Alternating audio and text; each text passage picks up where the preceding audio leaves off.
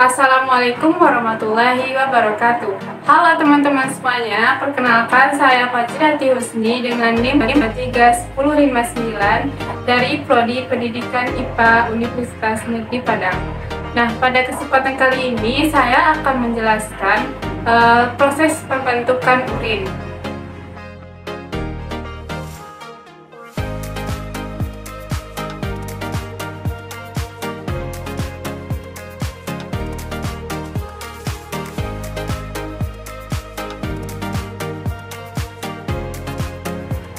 Nah, proses pembentukan urin berlangsung pada organ ginjal. Fungsi dari organ ini adalah menyaring atau memfiltrasi darah, dan setelah itu terbentuklah zat sisa yang berupa urin yang dikeluarkan oleh tubuh.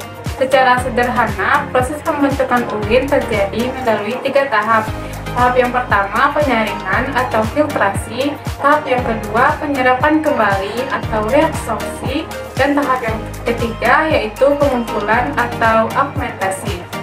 Nah, untuk tahap yang pertama yaitu penyaringan atau filtrasi. Proses pembentukan urin dilewati dari fase penyaringan darah yang memasuki ginjal dari pembuluh darah. Fase ini berlangsung pada badan Malpighi, bagian dari nefron ginjal yang termasuk kapsula lumen dan glomerulus. Ini merupakan bagian dari glomerulus. Glomerulus ini memiliki fungsi utama menyaring semua zat-zat sisa yang larut dalam darah dan mengeluarkan cairan sekaligus kelebihan elektrolit yang ada di dalam tubuh. Nah, adapun zat yang bisa melalui penyaringan glomerulus adalah zat yang memiliki molekul yang kecil. Nah, untuk proses yang kedua yaitu proses penyerapan kembali atau reabsorpsi.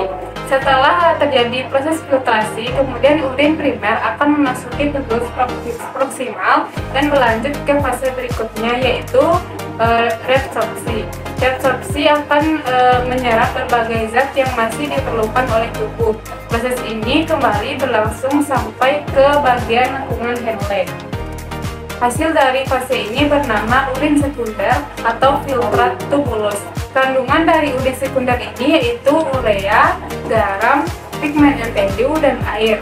Pigmen empedu sendiri memiliki peran untuk memberikan bau dan warna pada urin.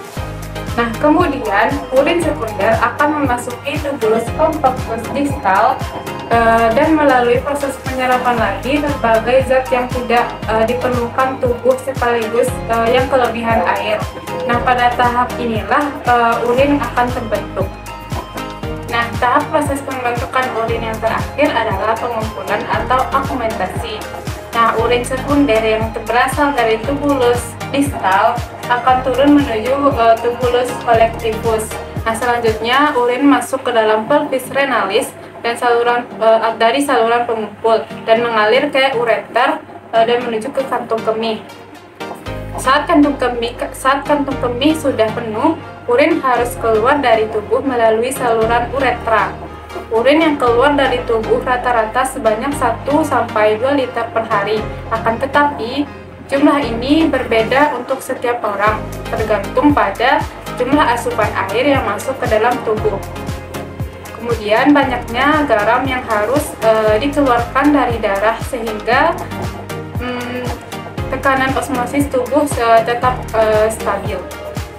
Baiklah, sekian video penjelasan mengenai proses pembentukan urin atau sistem urinaria pada tubuh manusia.